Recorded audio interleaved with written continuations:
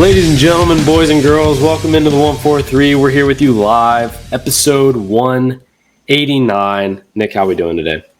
We're doing good. College football kicks off officially this weekend. We had week 0 last weekend, but week 1 is this upcoming weekend. And then right after that, guess what time it is? NFL time, baby.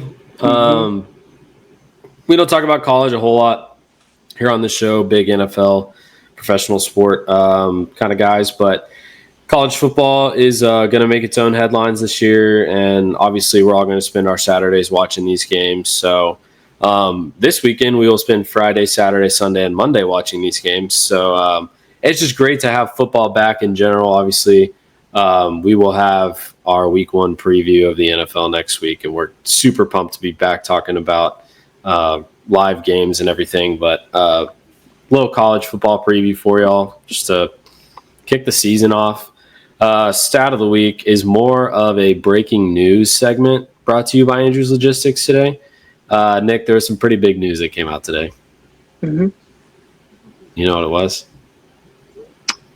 No, you don't, because I'm about to tell you.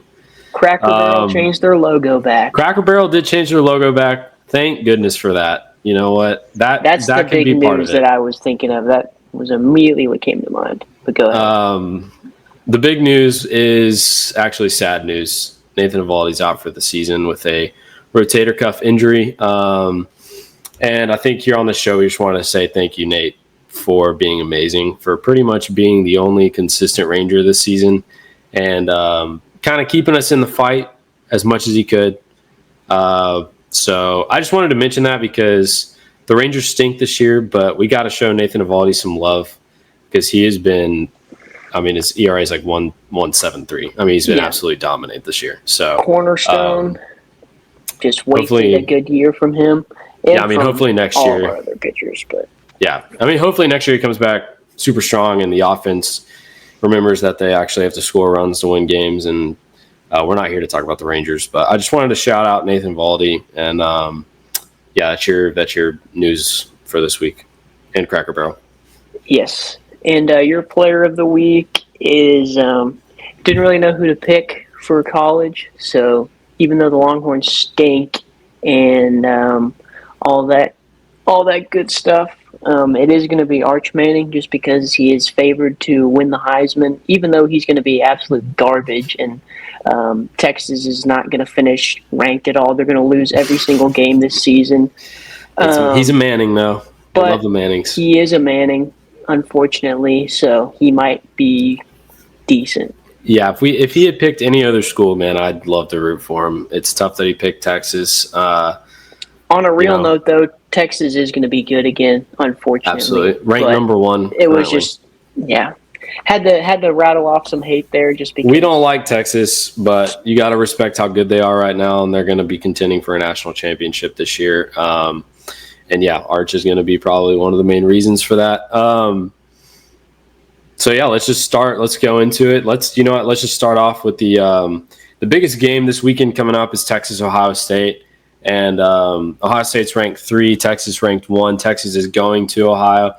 I think my biggest issue is the fact that somehow Fox got this game, and I guess it's because they're the Big Ten network. Because Fox got this game, it's not a night game, it's a noon game. And that is absolutely ridiculous. In my opinion, college has got to figure that out. That should be a night game for It's 11 a.m. Central Time, which is, what is that? I'm trying to think what that is. Eastern time. That's 12. It's noon Eastern. 12. Because it's called. So it's Big Noon is their like highlight game or whatever. It's first of all crazy that they would even do that. But I think Ohio State asked Texas if they would play at night instead. But obviously, if you're the visiting team, you're not going to give Ohio State the advantage there to have it at home at night. Just because college football really is different. Under the lights, the atmosphere is just different, but it'll still be a hype game. But I think people go ahead. People are just saying that Texas is the better team talent-wise this year, but week 1, anything can happen. And that's going to be one of the very, very, very, very, very few good games of the weekend, just because since it's week one, you got to get the garbage programs out of the way or whatever.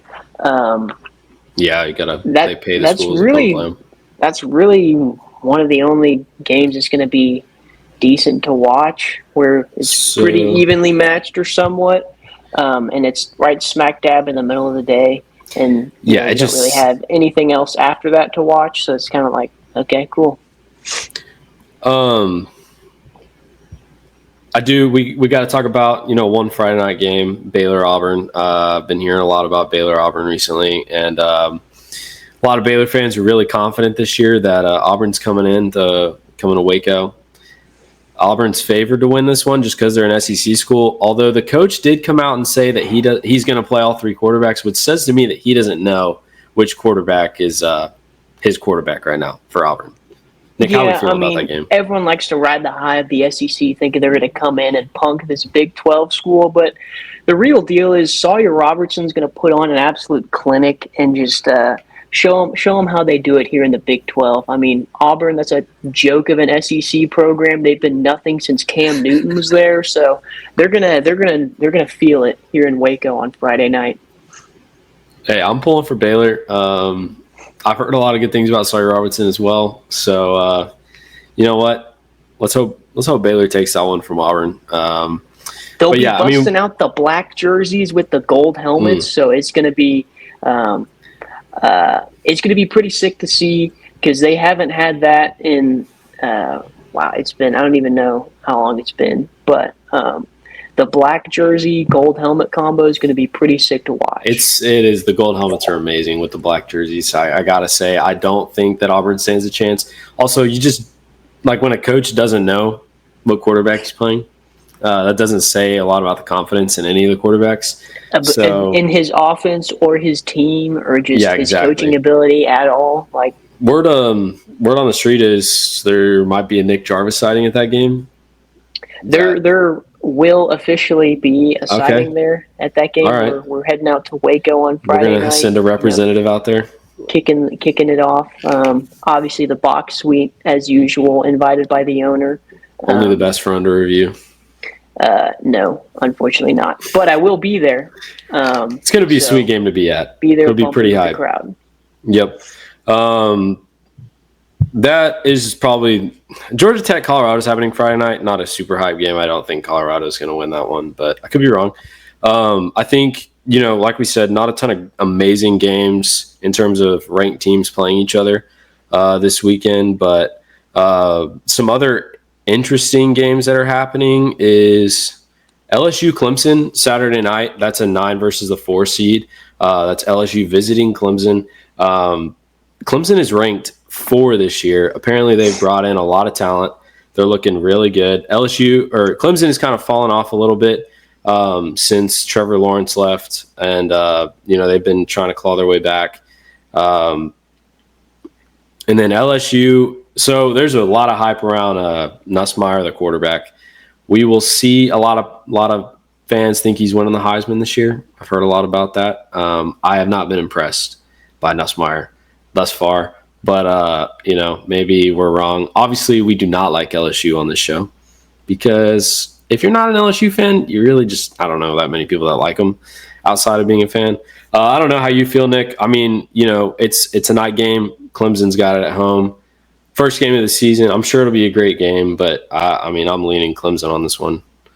I am as well. I do think Clemson's a little bit overhyped as well. To have them at 4 seems extremely bold for where they were at last season. And then for LSU, I just don't think Garrett Nussmeier. I'm never going to pick LSU, like that. To be honest with you. I'm just not going to pick I just don't.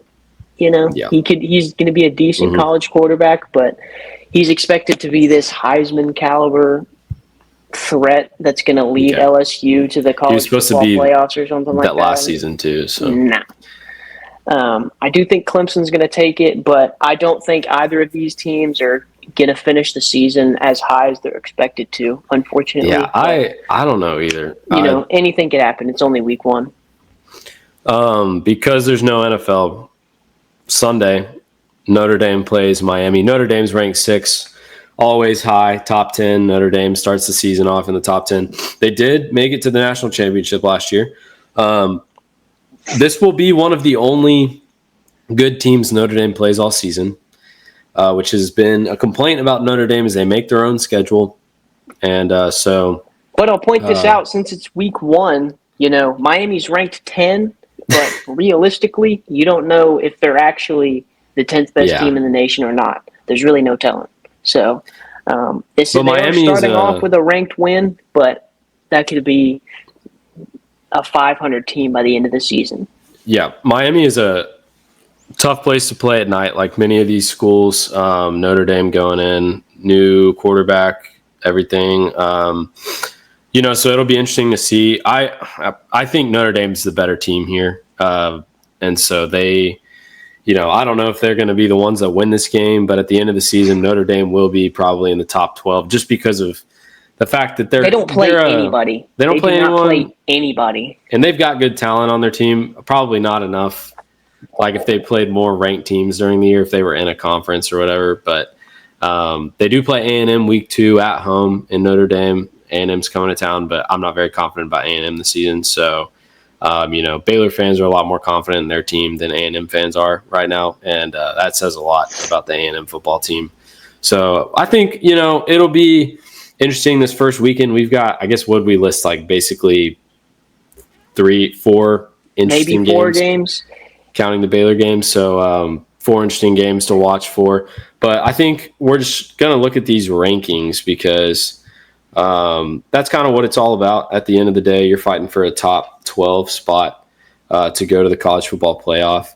And because all these other teams ranked in the top 20 are playing nobody. It's a bunch of nobody schools. It's not college football is just not the biggest week 1.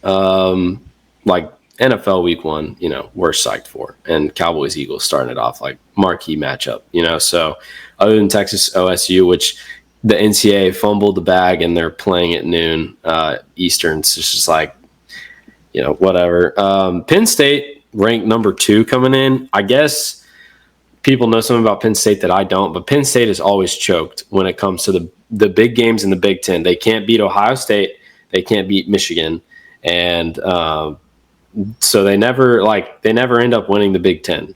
They can't even win their own conference. It's the same thing every single year. I mean, they come in with these extremely high hopes, and then they just get, throttled by Ohio State, Michigan, and all the other relevant teams. So no surprise seeing them that high just because they always get overhyped. But they have good players. But yeah, I mean, you got to call into question like the play calling and the quarterback situation. They can't ever seem to figure out either. So the rest of these teams, we talked about Clemson, Notre Dame being in the top 10. Like you've got Oregon, Alabama, LSU. Miami seems ranked pretty high, but that's probably based on the transfers and kids they've brought in the offseason. This is strictly based on like the talent level at this point, just these preseason rankings. So it'll be interesting to see what these teams do. ASU coming in at number 11. They kind of shocked everyone last year. Nobody expected them to be good. They came out and won the Big 12 almost. They took Texas to overtime. Texas. Yeah, should have beat Texas. For sure. 11 is way too high, in my opinion, for Arizona State. They lost Cam Skattebo, which was the guy. He was the offense. He was the Arizona State Sun Devil. Absolutely. He was the team. Is it Sam Levitt? That's their quarterback. I'm just not high on that guy. And then also I wasn't right impressed. Underneath them, Illinois. Yeah, I think Illinois that one. Got an interesting, sneaky good program. Last season, they finished pretty well. But, yeah, I don't know that much about Illinois to be speaking on Illinois at all, which that could mean they're not good, or that just means I don't know what I'm talking about when it comes to Illinois. But it is very high. It's interesting to see Illinois in the 12 spot. That's for sure. That's a team you're used to seeing maybe in the 20s. So I always feel like I see they're usually ranked somewhere middle to lower of the pack. So who knows? Yeah. South Carolina at 13. People are very high on South Carolina this year. Lenora Sellers, their quarterback. A lot of Gamecocks fans think he's, a good Heisman candidate. I think he's got like the 4th or 5th best odds to win it this year. I can't stand South Carolina, to be honest with you. I think they're obnoxious. They can only win at home at night against good teams, and they're coming to A&M this year. And here's the thing: I ain't high on A&M at all.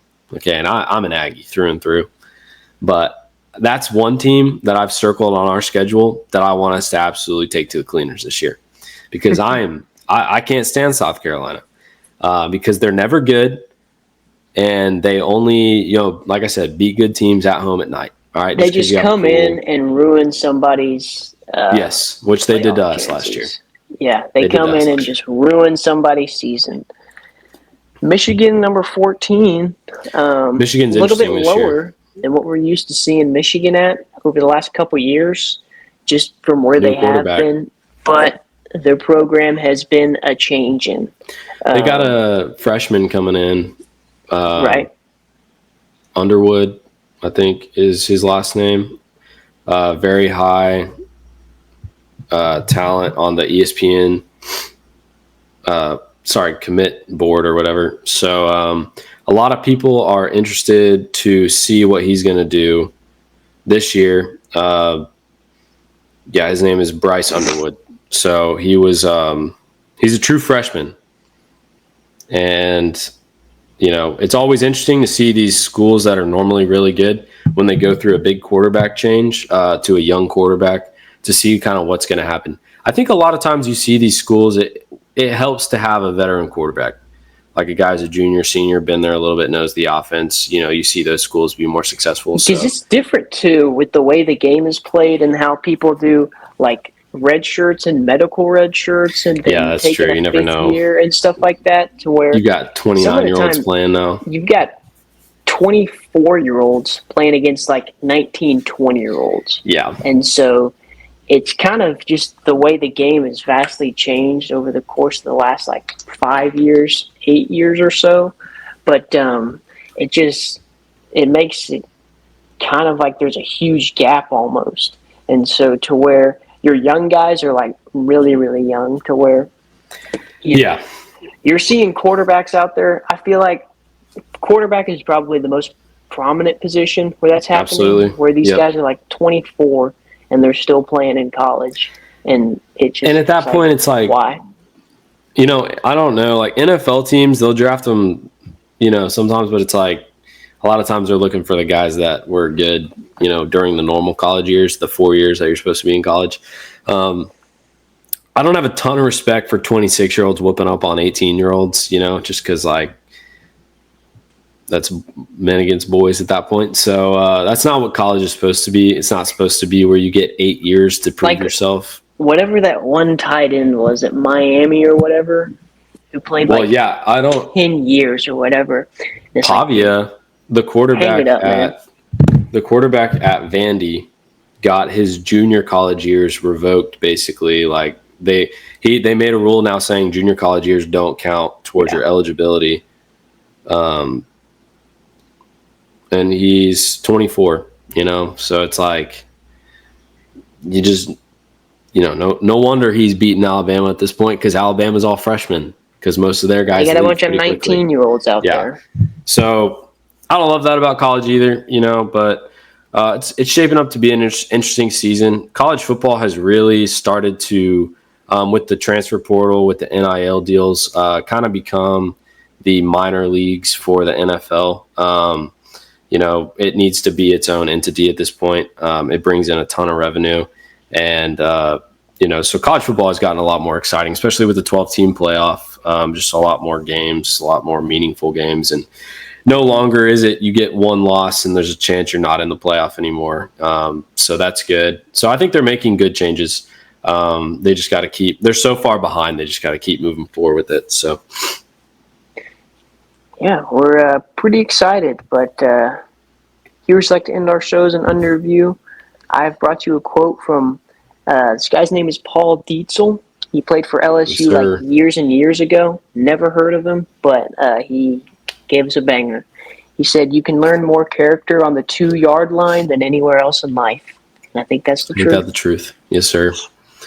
Thank y'all for tuning in this week. We'll see you next week with another episode of Under Review.